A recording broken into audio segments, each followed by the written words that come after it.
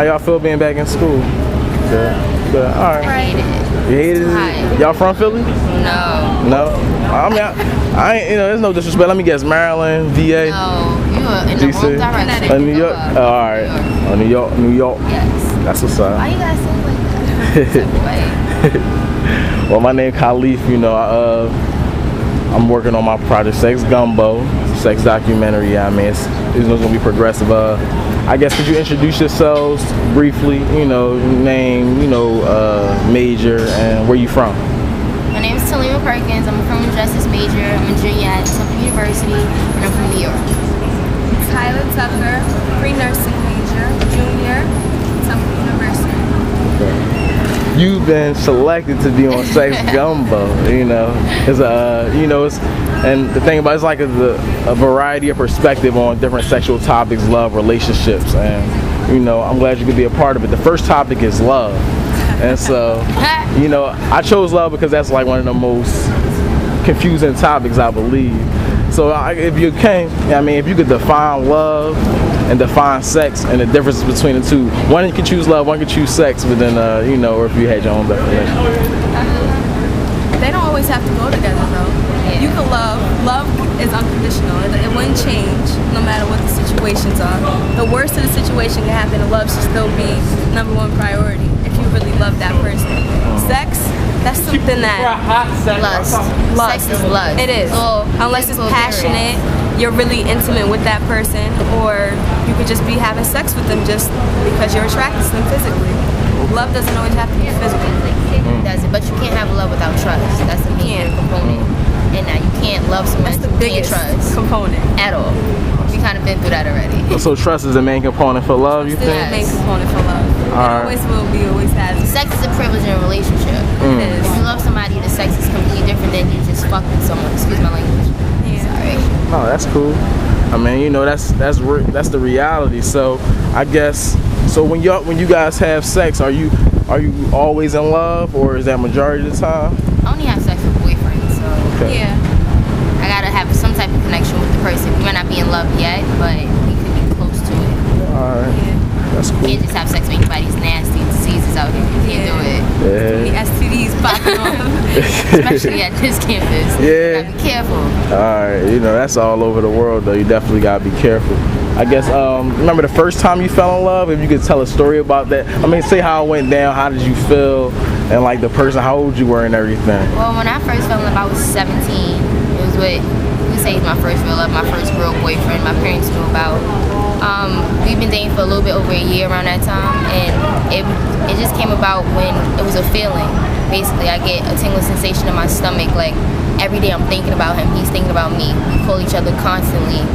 We just look in each other's eyes and we know that that's the person I want to be with at this moment. I don't need anyone else because he has everything I need. She has everything I need. Like, it's equal for the person. Like, you have to like each other.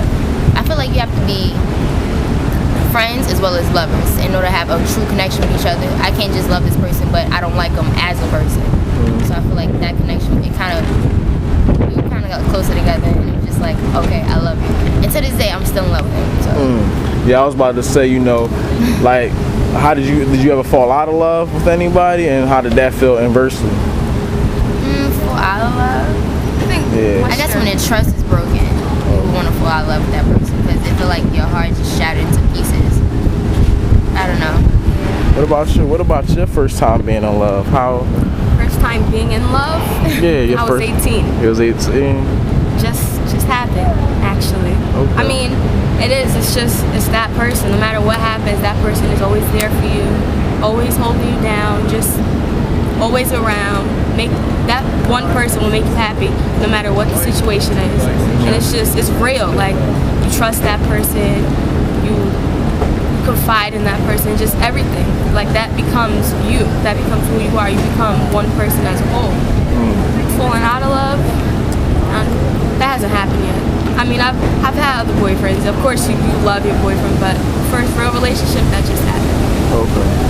That's real. I mean, so I guess with like love, obsession, and infatuation, like, sometimes love can be confused with those two. Like, what's the similarities and differences between those three, things, and I guess how could you tell the difference? Infatuation comes with physical attraction. Yeah. That's like when you're infatuated. It's like that person right there. That's Turns me what I on. want. Like, ooh, look at him. Like, Look at that I'm body. feeling that. Yeah.